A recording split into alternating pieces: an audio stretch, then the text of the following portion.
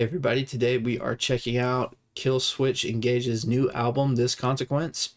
I have never checked these guys out, so this should be pretty interesting and pretty fun. So the first song, Abandon Us, is a pretty good heavy start, and there's like soaring vocals, like clean soaring vocals in the chorus, and there's a nice early mini guitar solo at the beginning and some pinch harmonics, and that's a theme for this album. This is very much your bread and butter metalcore, and they love their pinch harmonics, and so do I.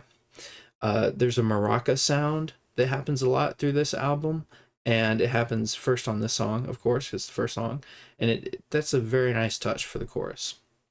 I don't know why, but it works. And the build up in the bridge sounds epic, and the bass guitar guy dialed in, and the emotional guitar notes at the end, I was not expecting it to be that melodic at the end, but yeah, so the song immediately right out the gate, banger. Discordant Nation is a blast beat over regular singing that was not on my bingo card, and it sounded really cool, I will say. And there's some pretty chunky riffs and growls in this song, and there's a very cool like AC/DC Thunderstruck kind of riff going on before the bridge. But I did not give this a banger alert because I kind of had to pick and choose. Because if I gave all of these songs bangers, it wouldn't be true to what I think. But Discordant Nation comes close. I would give Discordant Nation an honorary mention for sure. Next song, Aftermath, has some reverberary guitars at the beginning and a nice slower start, and then it blasts in with a fast screamy section, and the chorus is just top notch.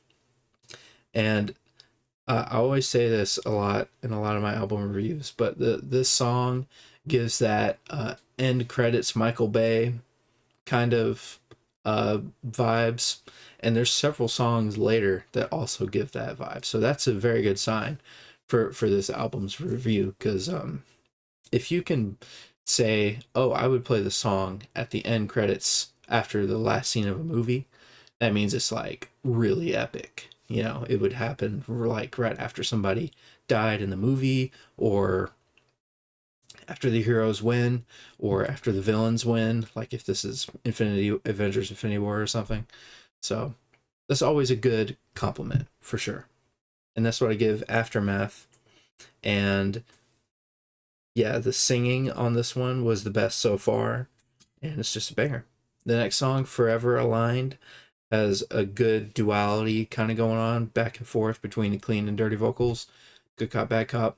I love it when albums and musicians do that. It's a cool sound. And yeah, it's a very good companion song to Aftermath. They're very similar, but different in a good way. So those two are definitely worth checking out. I Believe this is the song I was talking about, is even more of an end of movie cut to credits song, and there's really strong singing in the chorus. So the songs keep one upping each other. So the way they did this track list and did them in order was pretty solid, I'll say, because each song keeps one upping each other. And the whole band sounds great, and there's a nice little acoustic part throughout, and it's a straight up banger for sure.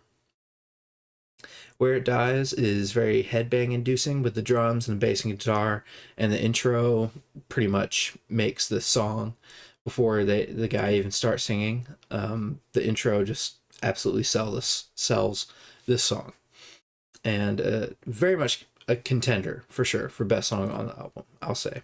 And I'll decide that at the end in like a couple minutes. But yeah, very much a contender. And there's probably the most slashiest kind of riffs going on for that song, and that still stands. Collusion has like heavier clean singing, and it's kind of confusing, but it's like Nickelback singing. Like it's a little got some grit going on in the singing. But yeah, and the actual dirty vocals with the growling and the metalcore vocals come in too. The drums and the rhythm section are just going off, and there's a nice noodly riff in the chorus. Everything on a nice package. Collusion is pretty great. The Fall of Us has a nice like oh at the beginning, which is always hilarious to hear, or kind of like the bleh that bands do in metalcore and hardcore. But this one has a oh, like a OH, so it's a good like call out, and the song is pretty angry, which makes sense because it had that kind of headbanging call out moment. And the singing part really elevates the song though. The drop goes into some drums that are just like a kind of like throwing your drum set down the stairs kind of sound, which is always fun to hear for the ears, especially if you're wearing headphones. And the song is for sure the drum showcase song, for sure, on the album. And there's a cool like kind of vibey acoustic bridge going on, and the guitar player is going off as well. And The Fall of Us, for sure, the heaviest song yet. Next song, Broken Glass, probably my least favorite song of the album.